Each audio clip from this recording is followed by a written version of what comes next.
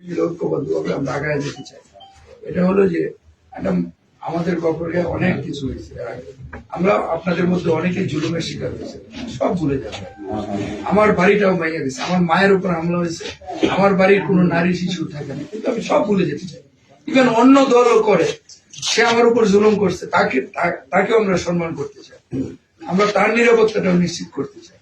এখন এটা যতদিন আমরা না করতে পারবো, সমাজে বিভক্তি থাকবে, ততদিন পর্যন্ত আমরা আগাইতে পারবো না। এই দেশটা বিভক্ত হয়ে গেছে। তো আমরা সেটা সেই আমাদের মনে ক্ষত থাকলেও সেটা, আমাকে যদি একটা গালি দেয়, আমি যদি তার একটা গালি দিই, বা আমাকে যদি কেউ এই করে, আমি যদি তাকে এই করি, এটাতে কি লাভ হবে? কোনো লাভ হবে? যে কাজটা করলে বা যে কথা বললে আমার কোনো লাভ হবে না, কোনো ফায়দা হবে না, বা আরেকজনের কোনো লাভ হবে না, ফায়দা হবে না, সেই কাজটা আমরা না করি। সবার প্রতি বিনীত অনুরোধ, ঠিক আছে?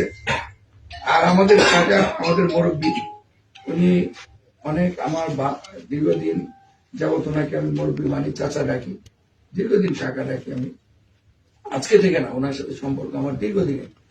সেই আমি ইনশাল্লাহ যে কোনো কাজে, যে কোনো বিষয়ে আমি চেষ্টা করব ওনার যে কোনো পরামর্শ, ওনার অভিজ্ঞতা আছে, ওনার বয়স হয়েছে, ওনার কথায় আছে তো পুরনো চাল বাতে পারে, ওনার অভিজ্ঞতা আমরা কাজে লাগাই ইনশাল্লাহ সামনের দিকে আগে।